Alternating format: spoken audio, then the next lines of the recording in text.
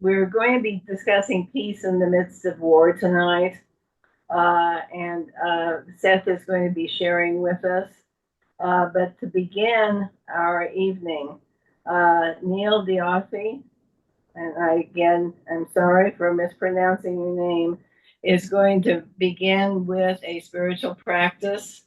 And then immediately after that, we'll be going into Seth's presentation.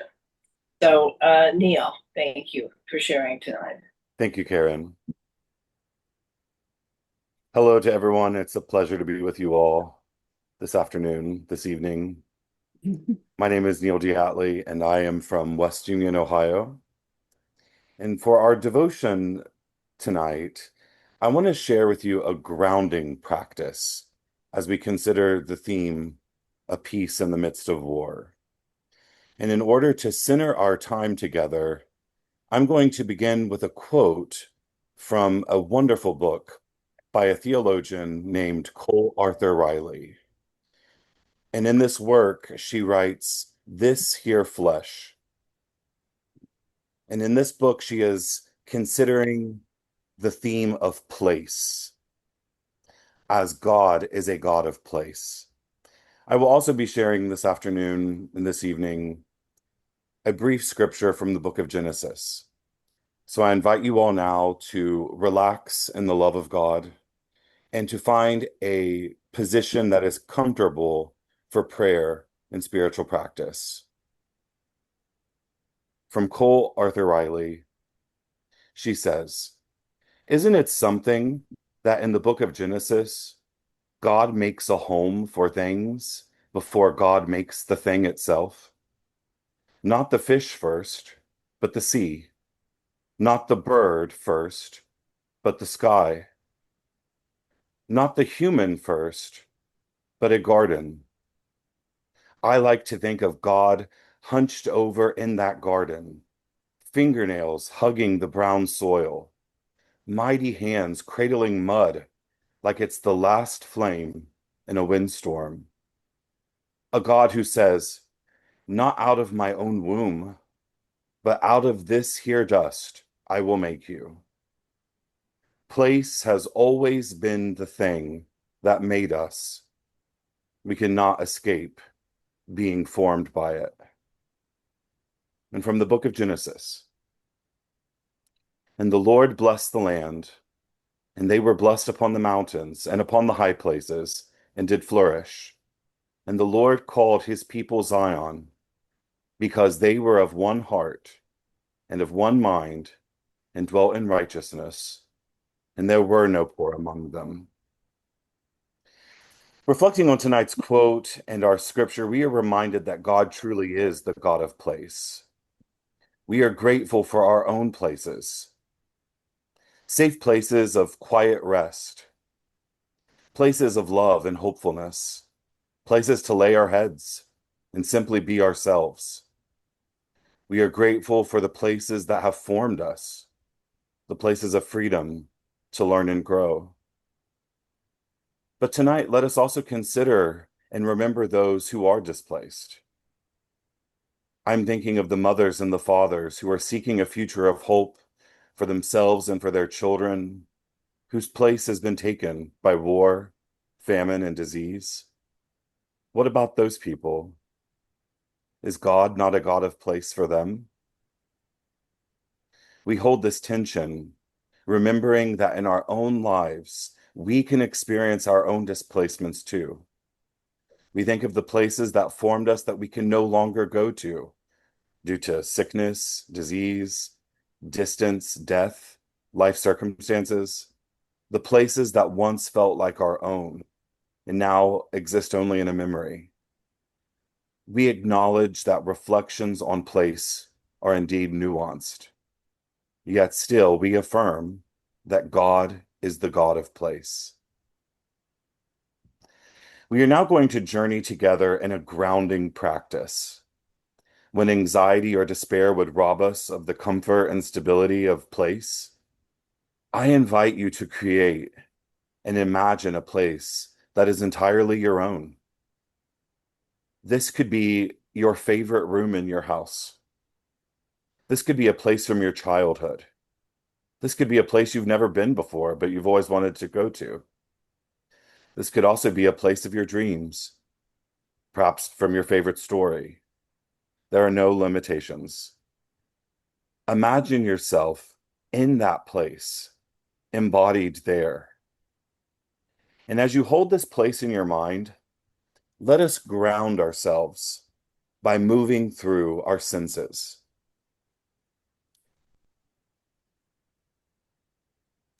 See, look around this place that you are creating in your mind. What are the specific details, the colors, the shapes that you see? Hear, listen closely. What sounds do you hear in this place, in your place? Perhaps it's perfectly quiet. Feel. Notice what you can physically feel in this place that you are creating. What's the temperature there? What are you touching or resting against? Smell. Breathe in. Are there any specific scents or smells in the air? Taste.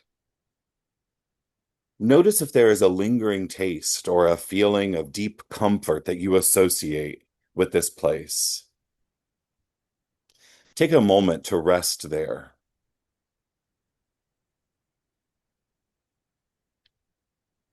As we go forth from this virtual place, let us carry a reminding statement with us. God is the God of place and of all places, a peace amidst the war. May we take the peace of this grounding and of our own place everywhere we go. May it be so.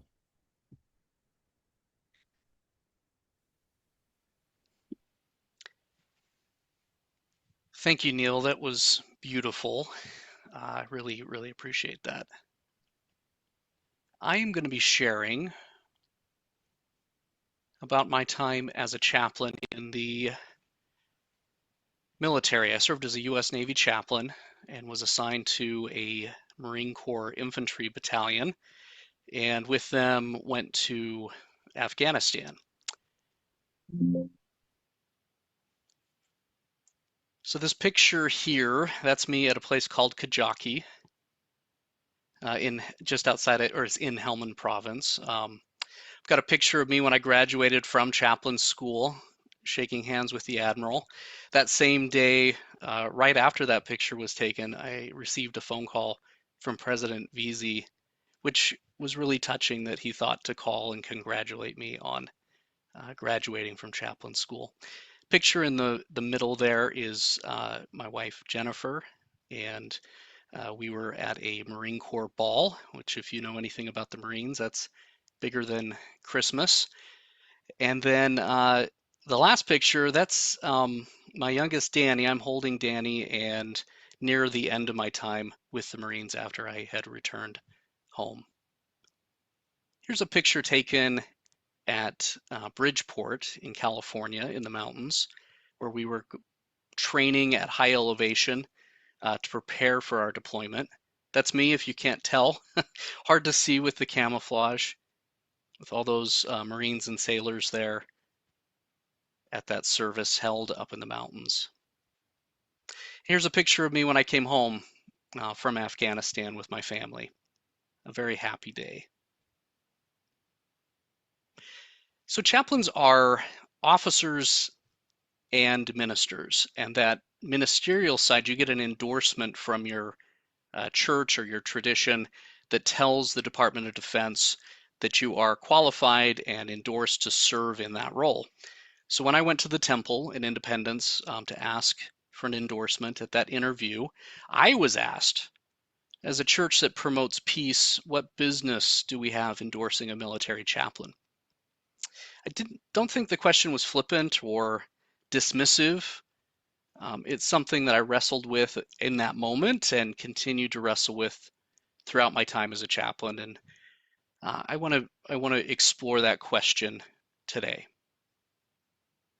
My answer then was, Where else should we be? So this is where I was in Afghanistan. You can see that circle down at the bottom that I've placed. That's Helmand Province, quite a ways from the capital of Kabul. It's where probably the most well-known area is Sangin. It's a place that I was at. Sangin and Helmand was the stronghold of the Taliban, and some of the fiercest fighting took place in that area. So to zoom in on my area of operations, the Sangin River, you can see this green Y that creates the Sangin River Valley. And within that triangle, that's the places I rotated between. Although I traveled elsewhere, but I spent most of my time at Musa Qala and at Kajaki Dam, down at Sangin, and then there were other FOBs mixed in within that area. So the picture at the very beginning, you may have wondered what I was holding. I was holding a fish. This was taken at Kajaki Dam. I did not catch this fish, although I am a fisherman. I did not catch this fish with typical gear. It was some Afghan soldiers that brought it to the surface with some grenades. So they were kind enough to let me take a photo.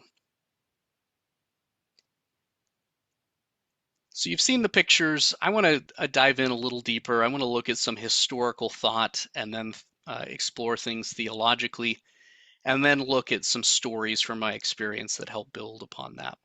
So first, the history. Actually, first we're going to have a video from MASH, an old TV series about the Korean War. War is the world's favorite spectator sport. Who needs more skin sutures? Well, everybody knows war is hell. Remember, you heard it here last. War isn't hell. War is war and hell is hell. And of the two, war is a lot worse. How do you figure that, Hawkeye? Easy, Father. Tell me, who goes to hell? Sinners, I believe. Exactly. There are no innocent bystanders in hell. So I don't know if you could hear that, but Hawkeye differentiates between war and hell, saying that war is worse than hell because there are no innocent bystanders in hell. And the chaplain there in the operating room was the one asking, how do you figure that? How do you figure that war is worse than hell? Well, there's no innocent bystanders. The chaplain, the father, the Catholic priest repeating that sinners go to hell. It raises a really interesting question. Do we in Community of Christ believe in hell? When I joined Community of Christ in 2008, I had to radically re-envision two things. The first was my concept of sin. So before, sin was a long list of things that you shouldn't do. And what I came to see it as in Community of Christ was alienation from the true potential that God invests in us and in creation. Anything that holds us back from joy, happiness, and our true potential. That alienation is sin. The second thing I re-envisioned was salvation. Rather than some future state, I realized I came to see that it's happening here and now among us anytime that true potential, that alienation is overcome and that true potential is realized. That is salvation. So some history. You probably have seen these before. These are preaching charts. I want to thank Rachel Killebrew for sharing this. What I love about this preaching chart, this RLDS preaching chart, over on the right-hand side, you have, it says comparison. It has only like 3 options. You have earth, and you either go up to heaven or you go down to hell. And you've got these figures falling into the flamey cauldron there of hell. And then they're showing in comparison, look, we've got 3 degrees of glory. And what's really interesting is it says the holy city descending, the sense that salvation isn't escaping earth, that it's the earth being realized to its true potential. Of course, you're probably familiar with these verses about the 3 degrees of glory.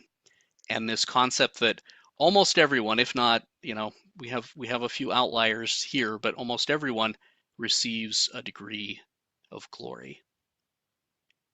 In Tony Shivala Smith's exploration of our basic beliefs, he points out how Community of Christ emerged at a time when most Christians thought of a heaven and hell.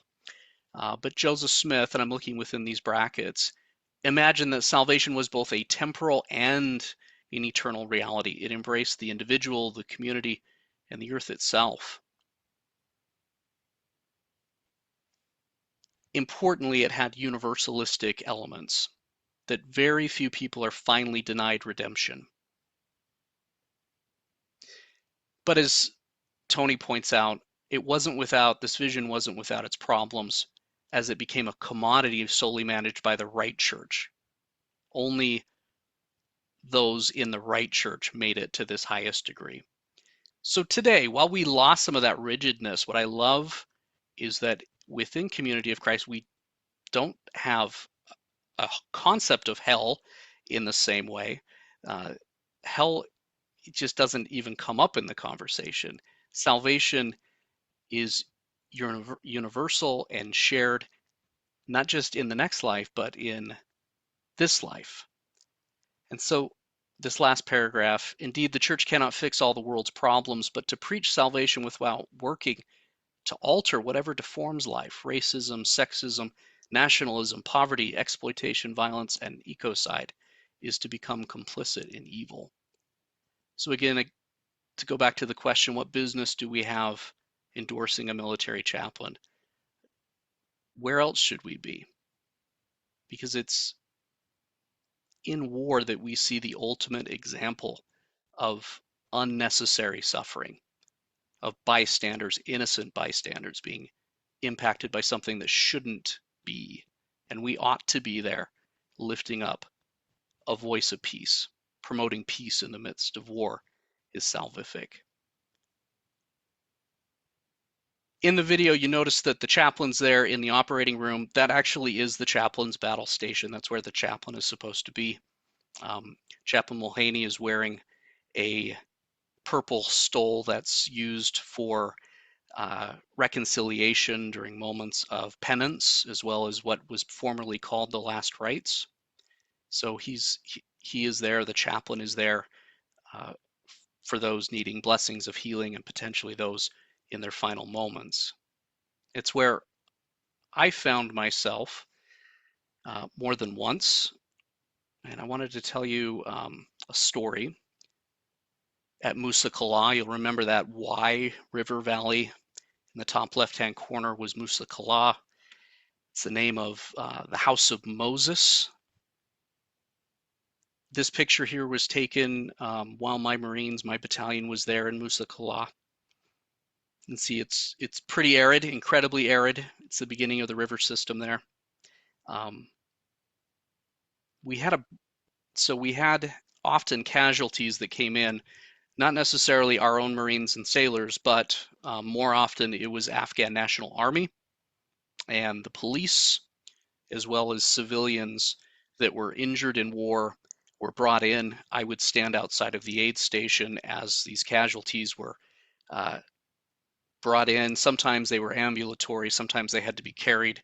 We did have a four-wheeler that had a litter at the back of it that it could pull if they were unable, if they weren't ambulatory, couldn't come in and walk in. And that was often the case. On this one really bad day, 5 casualties came in. One of them was covered in a blanket, probably because he was in shock. He was Afghan National Army. The surgeon for our battalion had also deployed to Iraq previously.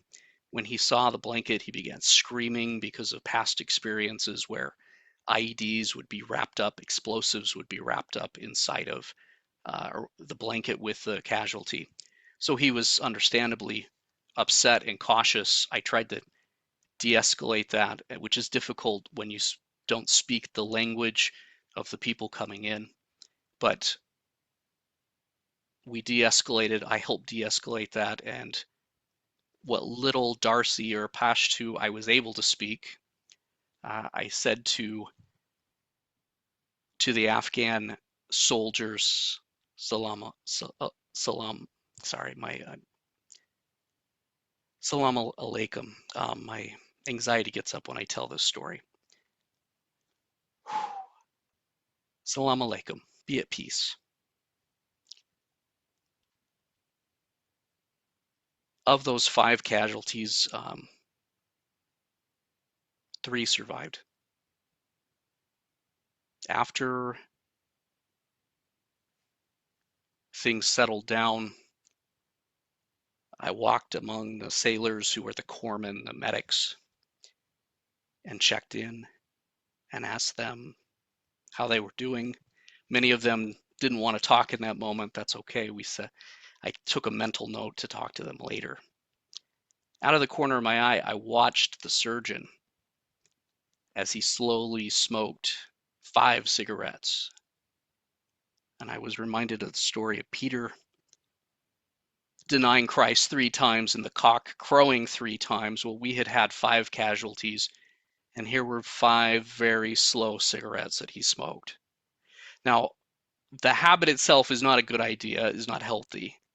But I saw in that there was, I didn't interrupt him because he was taking time to decompress and to work through what had just happened. As I talked with the Marines and the sailors involved, I would often hear, chaps, don't worry about it. It was only an Afghan. Only an Afghan. This phrase over and over again as a way of, it's a protective measure to not recognize the humanity in the people that had died that day. But unfortunately, that dehumanization also leads to terrible choices in combat if you do not see everyone involved as human beings. And so it became clear to me that my preaching, my counseling, my time spent walking and talking and providing ministry of presence had to be on the humanity of those involved and the tragedy that we were experiencing and caught up in. I was reminded of a quote from when I was an undergraduate by Nietzsche that I didn't understand at the time. He who fights with monsters should look to it that he himself does not become a monster. And if you gaze long into an abyss, the abyss also gazes into you. And what I was realizing as this came alive to me, that it was too easy to become a monster in a monstrous place, that the abyss was gazing through us, into us, as we gazed into that horror. I wrote in my journal, when a member of the Afghan National Army died on Jonathan's operating table, I heard the Marines and sailors murmur, but it was just an Afghan. Protecting themselves from having to face the realities of war, they dehumanized the Afghans until the deaths of these fellow human beings didn't bother them anymore, or at least they pretended they didn't. In the words of Remarque from All Quiet on the Western Front, I saw how war had, quote, transformed us into unthinking animals in order to give us the weapons of instinct. It had reinforced us with dullness so that we did not go to pieces before the horror, which would overwhelm us if we had clear, conscious thought. I heard it was just an Afghan many times on many different bases. Responding to the moral failure in their logic and language, I would thunder back, that was a human being and your ally. But it didn't matter. They were numb. As I was preparing for this to share with you tonight, I thought it was interesting I used the word thunder, and it was my way of grieving. I'm going to extend grace both to the Marines and sailors and to myself. This has been more than 10 years for me. But this was my way of grieving as well. Looking back, I wonder if the alternative was better, because I faced those deaths squarely for what they were, the deaths of human beings, and they now haunt me. And I confess, though I wept and prayed for the dead ANA and Afghan civilians, it hurt more when a Marine died. Just after this story that I just shared with you, those 5 casualties, I was at another nearby FOB or forward operating base, and I was preaching on this concept of unnecessary suffering and of recognizing the humanity in everyone involved. And as we were in the midst of our service, the company XO came in and said, "Hey, I need everybody to stay here." It's very rare that your service gets interrupted like this, but he stops me and he says, "I need everybody to stay in here. We've got rounds coming in on the other side of the FOB." There was a protective wall between us and this space. And so I took a moment for grounding for everyone, and I looked at my order of worship, and the very next thing was a prayer for peace.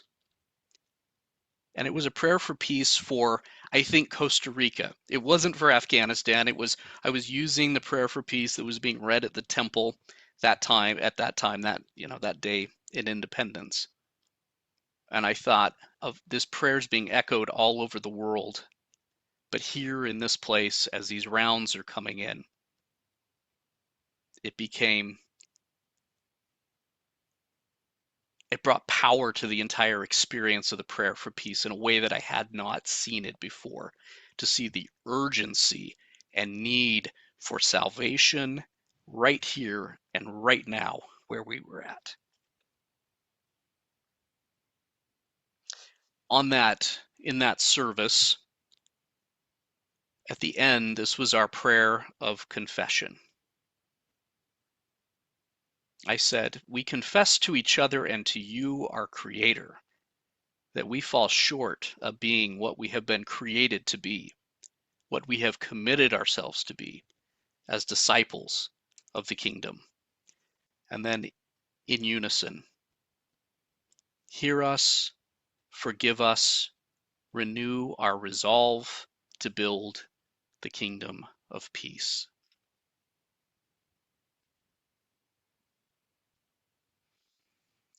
Another story. I'm just going to read this again from my journal. At Forward Operating Base Shukvani, situated on a hill overlooking the Sangin River Valley, one of my snipers asked me to bless his rosary. He had hoped that the priest from his hometown could bless it during pre-deployment leave, but time was too short. Blessing a rosary was definitely outside my tradition and comfort level, because I believe that everything is overflowing with God's grace and presence already. I remember fearing that this Marine might view a blessed rosary like a rabbit's foot. But then I recalled my hypocrisy that I was carrying a rosary. It had been given to me by a Vietnam veteran from my congregation in Yucca Valley, California. Pete, the veteran, had carried it every day in Vietnam, and I would come to carry it every day in Afghanistan. Before I left, he had warned me about how tough war could be on my body and my soul. "Come home," he said with a catch in his throat, "and we'll talk it through." So there on that hill overlooking the Sangin River Valley, I pulled Pete's rosary from my pocket and placed it with this young Marine's rosary. Pete's rosary was beat up and missing some beads. It had been through hell and back. We held the crosses and beads in our hands together, and we prayed together. Then I put my rosary back into the pocket of my Desert Marpat uniform, back into the pocket that on the outside was emblazoned with the eagle, globe, and anchor, or EGA, the Holy Trinity of the Marine Corps. But inside that pocket, Pete's rosary carried a different message. And alongside that rosary, I carried something else in that eagle, globe, and anchor pocket, something unknown to anyone except me and God. It was a patch with my denomination's seal, a holier trinity than the EGA, depicting a lion, lamb, and child, with the word peace. I may have worn the EGA on the outside, but inside that pocket and closer to my heart were the symbols of salvation and Zion, the crucifix and the patch with the lion, lamb, and child. These did not keep me safe physically, for even Jesus was hanging on the little cross in my pocket, but they reminded me that God is there, even and especially in the danger.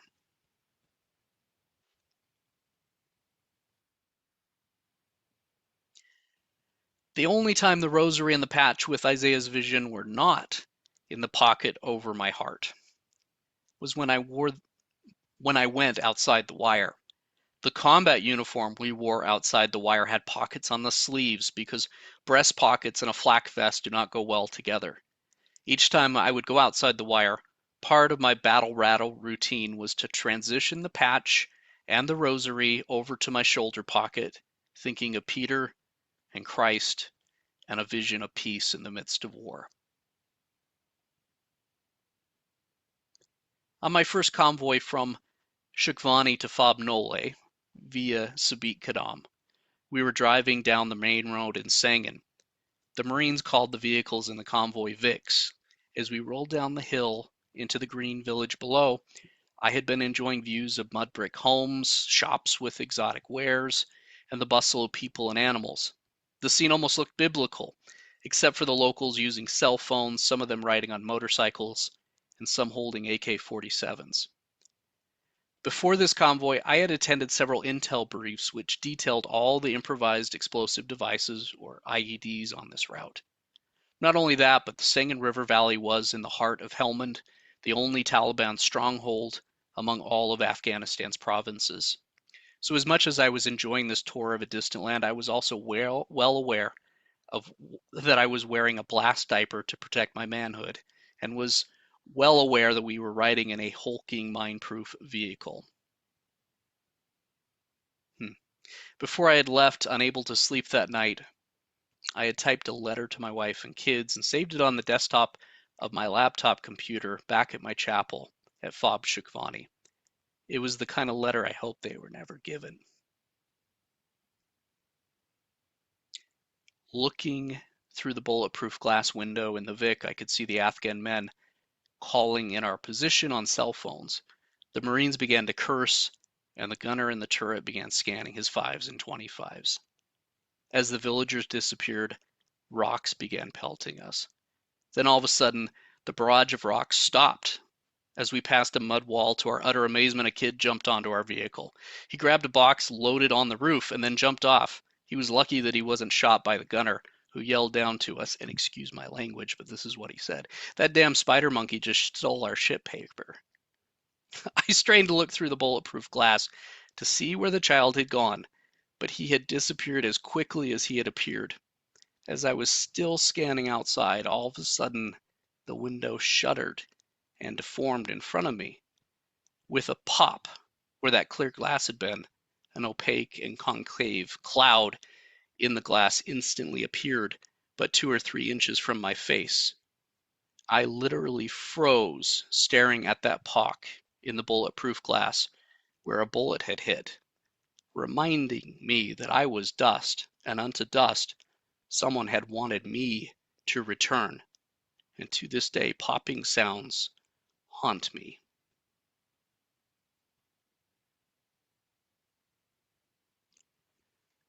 When we finally arrived where this convoy was headed, I was able to talk to the Marines and the sailors that were there. And I encountered one who had gone through this experience I had was nothing compared to what he had gone through day after day, hour after hour, to the point where stress was becoming PTSD and needed to be treated immediately. And so as the chaplain, I was able to recommend that he be moved to the main base and treated by a psychologist. I also gathered together the Marines and sailors, those that still needed care and attention, but maybe not to the point of needing to go back to the main base from PTSD. And we held a worship service together. And at that service, I wrote, I saved the prayer. And I said to those Marines, brothers, God is everywhere. Everywhere, and everything is sacred. But if we need reminders that God is with us, and may it be so. I held up that rosary, my rosary from Pete. Remember, even in the desert of war, even in the Sangin Valley and the shadow of death, God is always with you, no matter what happens. God your Father, God your brother, God the Comforter, one God, Mother of us all. Amen. That is just part of my story, but that is all that I will share tonight. Thank you.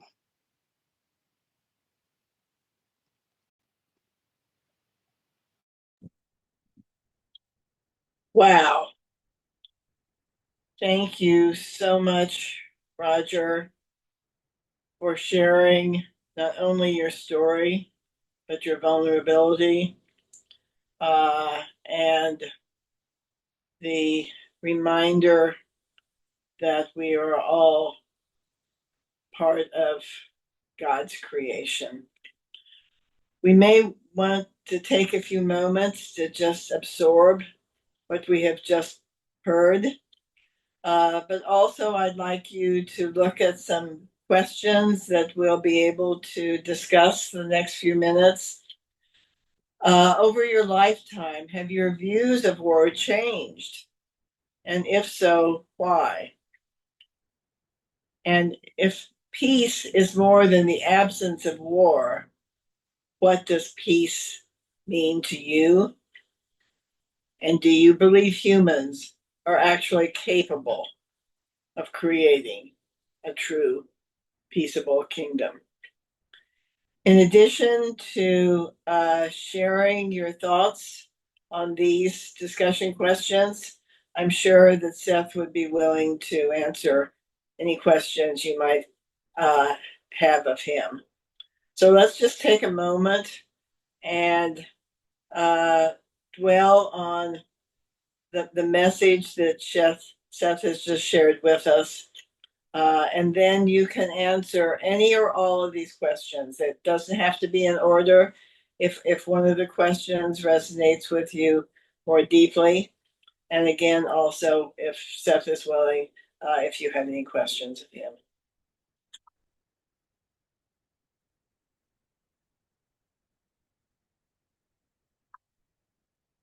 And when someone is ready to speak, you can just unmute yourself and start talking.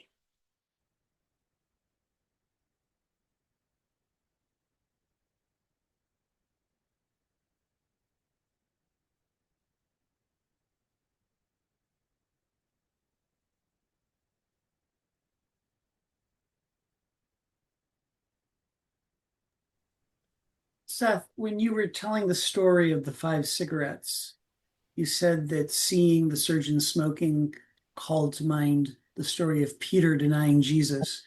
I didn't understand. What was the connection that you made there? The connection wasn't that the surgeon had denied Christ or denied God in any way, but it was a way of saying that I feel like this is connected. You have an example of Peter doing something and then the cock crows 3 times, and it just reminded me of the 5 casualties coming in and the surgeon smoking the 5 cigarettes. So it was a loose connection. Maybe it's not helpful, but that's what I wrote down at the time. So I felt like I would keep it, if that makes sense.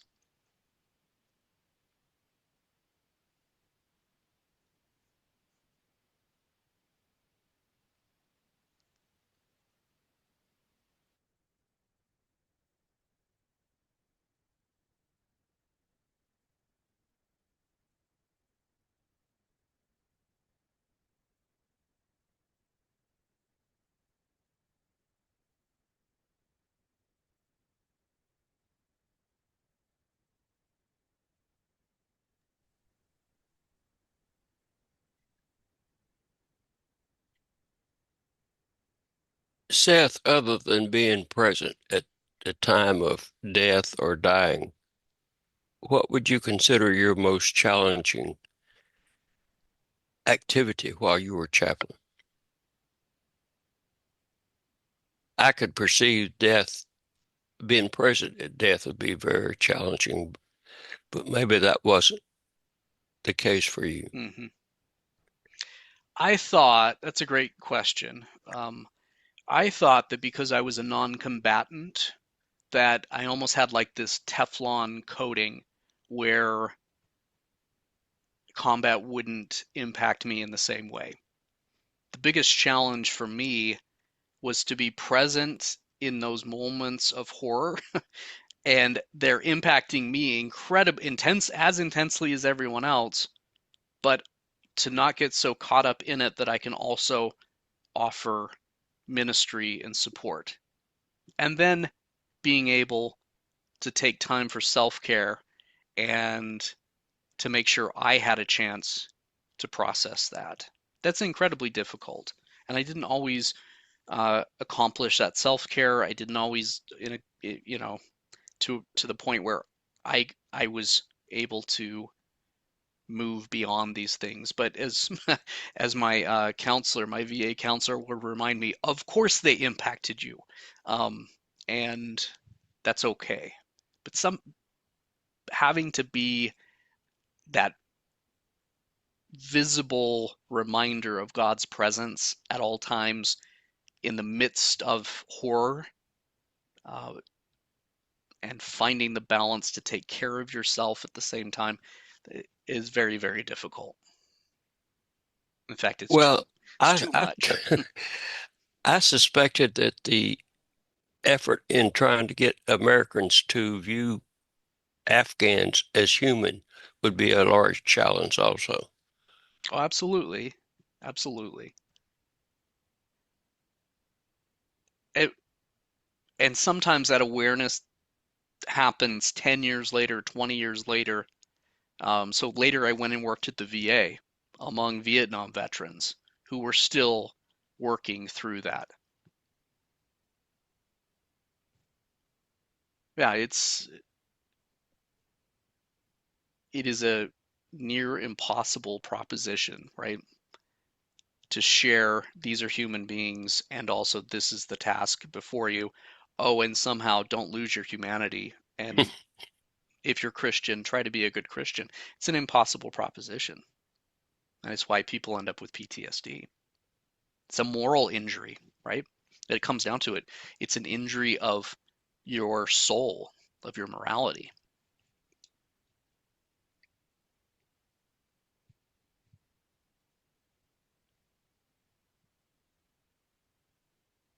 Considering your experience, what is your reaction to the first question that Karen has on the screen? I thought that when we went to Afghanistan, that there was some good that we would be doing there. And by the end, I don't feel like, by the end, I felt like there was nothing good that our presence there was doing. Um, I have come to be very skeptical of any military intervention unless it is absolutely necessary and unavoidable. And I understand figures like F. Henry Edwards better as conscientious objectors, and willing even to give up their life than to take the life of another person, because war is just war. Well, Hawkeye said, war isn't hell. War is worse. No, war is hell. War is the closest thing we come to hell, and maybe the only hell that we have, full hell that we have here on Earth. And it's just, if you're gonna play around with that, you better be no other options.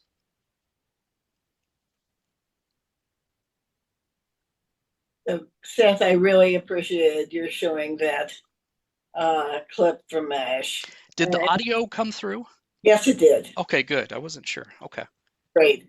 And I well remember MASH. I think I watched every episode probably more than once. And I'm of the generation that protested the Vietnam War. Hmm. I marched during college in war moratoriums on, the Washington Mall, and I was extremely opposed to that war, and have since then going back to that first question. My views have been that war truly is hell. I must admit that there are times when you look back at the lack, though, of support for the Allies by the United States before we entered uh, the Second World War, in defending what was happening in Germany at that time. I started wondering. I must admit, with the Ukraine, uh, what was there a legitimacy in those people fighting a war to defend themselves? It's a very challenging question for me. I cannot answer it, but it also sort of goes to the question, that third question: do you believe that humans really are capable of creating a true peaceable kingdom? And Seth, do you believe that that is possible? I do, but I don't see us on that current trajectory. Um, what I've thought about, right? How could we change from where we're headed and actually move towards that? And wouldn't it be nice if somehow we could get everybody, all the leaders of all these different nations together and say, every 7 years, for 1 year, there's no war. And you take all your resources that you would normally take towards preparing for war or defense, and you turn it towards caring for your people. Can we just have a Sabbath or a Jubilee or something like that for 1 year every 7 years? If you could get them to do that, if you could get Ukraine, Russia to do that, and China and the United States, uh, the biggest spender when it comes to war, then by far, many times over the next the Russians and the Chinese. If you could somehow get us to do that, maybe people would wake up and see a better way. But I don't see it on a global scale. The moments that I see it are more on a local scale, in smaller groups, that people are able to come together and create the peaceable kingdom. Maybe we can scale that up, I hope. I also look at it as an ongoing uh, challenge, ongoing attempt to create peace. Yeah, and I'm sorry, who was just speaking? Me. Seth, I want to piggyback a little bit on Kieran's question and the earlier comment. I've been reading Bonhoeffer, Hmm. and the struggle that he went through before finally deciding to join one of the assassination plots. I guess as much as anything, I would be curious about your take on Bonhoeffer and his journey and how that compares with where you are. Hmm. Are there some structures that are so evil that they have to be completely taken out? Are there some humans so Yeah. ingrained in those structures that they themselves have to be taken out?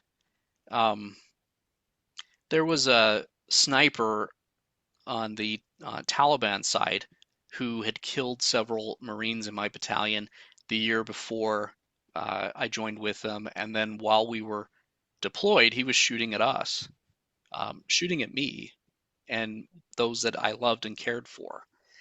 And I got so caught up in the anger at that, what seemed like wanton, was destruction of these human beings, myself included, that I started to toy with that idea. And his code name was Sandstone. Is Sandstone so ingrained in the structures of evil that it is a just and proper response to kill him? And one night, probably with not enough sleep and in the midst of post-traumatic stress myself, the sniper team lead, an officer, came in, and I said, "Jim, I hope you get him." And Jim, who's a friend of mine, looked at me and he said, "Chaps, you know, if the roles were reversed and I grew up here and we came into where I was at and we were, you know, the Americans were doing this to me, I would be Sandstone." And at that moment, I was convicted to my very core by this sniper who was more correct in his understanding of the situation than me. So I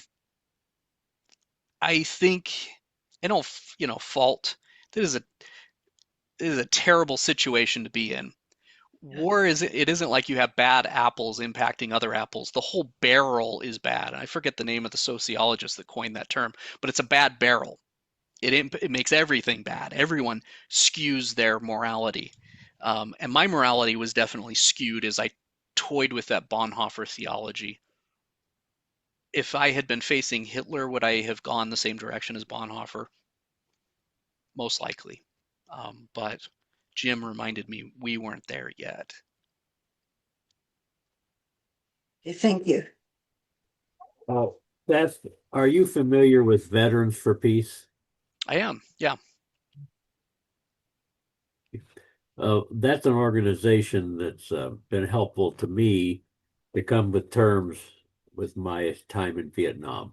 And so I was just wondering if you were familiar with them, because I very much support what they're trying to do.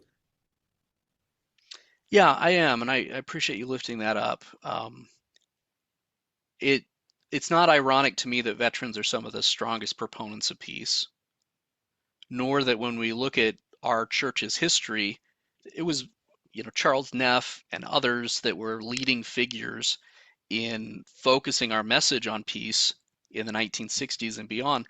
These are World War II veterans that have gone through hell and realize the absolute necessity and urgency of the message.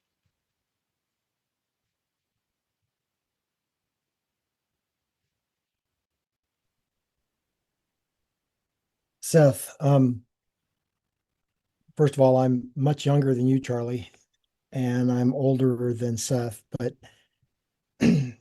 I was a military brat, so I never saw military. I was just somebody that grew up inside the gate. And when I was very young in Seattle, about the time my dad retired, we lived outside of Sandpoint Naval Air Station, and I guess in the last few minutes, I've been reading these questions over and over and over again. And I grew up with the illusion of peace. There was a sense that all of my friends who were in third and fourth, fifth grade, we saw the SAC planes fly over our house every few days, squadrons fly. We were the kids that had access to the base. And as long as we stayed away from tarmac things, we could watch, you know, the actions take place. And when they flew over the house, they buzzed my house. Not only was it kind of exciting, but in the back of my mind, I realized I'm safe because of what these people are doing. And I guess I equated that safety with the concept of peace when I was only a child, right? And then my dad had finished and was on the GI Bill going to the University of Washington and getting a teaching credential. He was really into history, and he made us watch the news all the time because the Nixon years, it was just, he said, you've got to see this. You're going to want to see this the rest of your life. It's something you need to see. And I remember watching the Tet Offensive, and this was at a moment when the technology had changed and the satellite connections were so new that you could see what was going on that day practically. And it wasn't like World War II, where all of the footage was sent to the Pentagon and they decided what the reality was to show everybody. It was like coming to you through Walter Cronkite, and I remember seeing when Saigon was falling, I remember seeing at the instructions of my dad, a play-by-play of what was taking place as that transition of power was taking place. And I remember my brother and me distinctly, I remember this like it happened yesterday. We were watching, and in my mind, it was an episode of,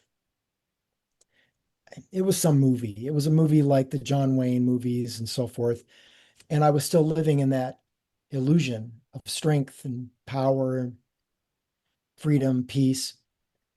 And then General Wynn was assassinated right on TV. And I remember standing up on the couch and just screaming because it wasn't real until that moment. And my dad jumped up and shut the TV off. I don't think he let us watch TV for a while, but I cannot imagine what you went through. I can't imagine it. I love watching MASH, but I don't think I'll be able to watch it the same way now because I guess I see it more through your eyes than I would have seen it beforehand. And I appreciate that. You've always been one of those people that changes my perspective, and I appreciate that. End of my comment. Thank you. MASH, I keep wanting to rewatch it. You can understand why that would be difficult.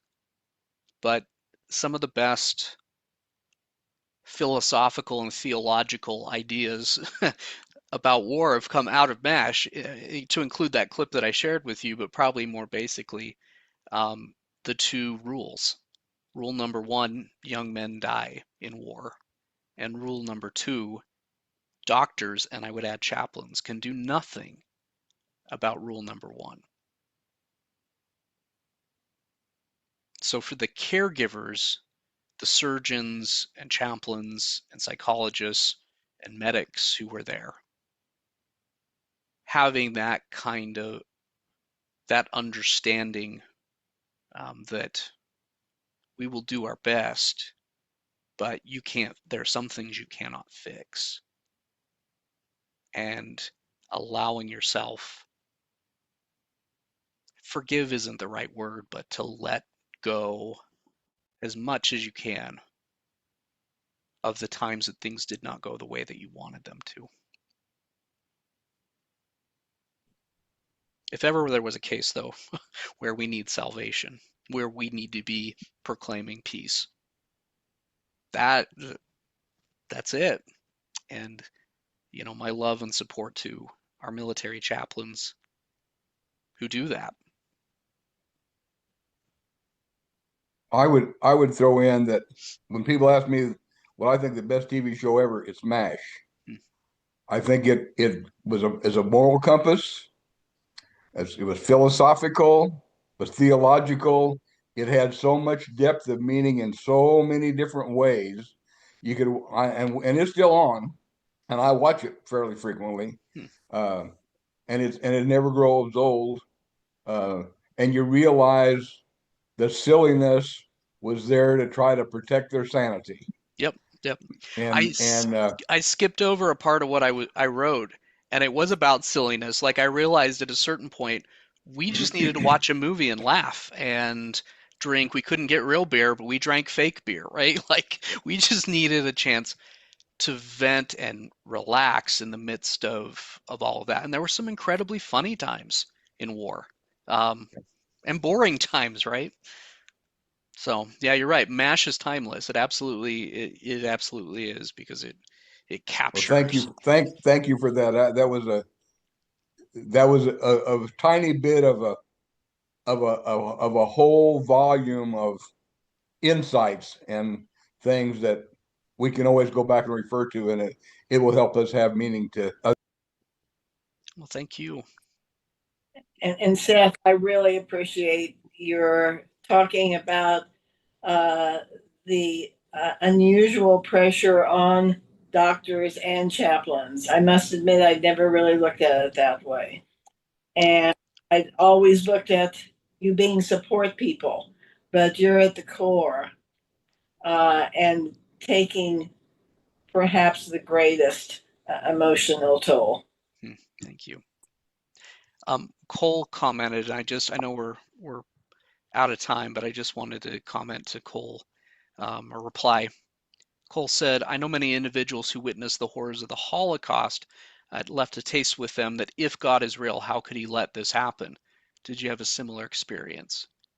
And absolutely, right?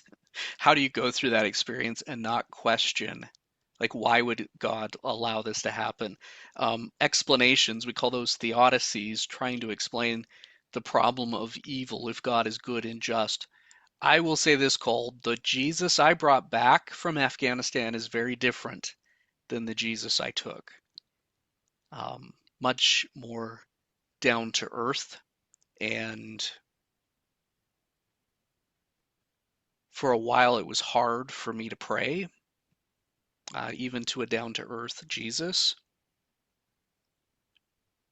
It took me, and there's even still times, but even in the midst of all of that, the worst of it, there were nights that I would look up at the stars, and because there's no, lights like the cities here, the stars are amazing in Afghanistan. And I would feel a presence and a sense of connectedness, a peace and a love that I can't prove, but to me, it's undeniable to me. So I don't know. It definitely changed. It definitely changed me. It shook me in a lot of ways, and I'm still working through it. I don't think I will ever be over that experience. Well, I believe that your sharing tonight has, in some ways, changed all of us. So, again, thank you so much, Seth. Thank you. We will be coming back. Actually, now it's going to be 3 weeks for our worship in August, which will be August 5th. And John Charles, is there anything you'd like to share with us about what we'll be sharing that night? Sure. So August 5th happens to fall just before the August 6th anniversary of the dropping of the first atomic bomb on Hiroshima. And so our service will have that as its theme. So in some way, continuing the theme of this evening. We will remember people who have suffered or died because of nuclear weapons or nuclear weapons testing. We will remember Community of Christ's advocacy for nuclear disarmament, which is still ongoing. We will hear as our sermon excerpts from the sermon that Charles Neff famously gave at the 1982 World Conference, urging the church to support nuclear disarmament. And then we'll take communion as a way to recommit ourselves to Christ's mission of peacemaking and also to seek for the joy of hope in the face of suffering and devastation. That will be our service for the 5th. Thank you so much. And just tying these themes back to the Plano congregation, I want us all to remember that we truly became a church of peace during the Plano period. So thank you for joining us tonight, and we look forward to seeing you again on August 5th. And then later in the month, Roger Rose, who is with us this evening, will be sharing with us stories of summer camp experiences. So look forward to that. So good night, all. And again, thank you, Seth and Neil.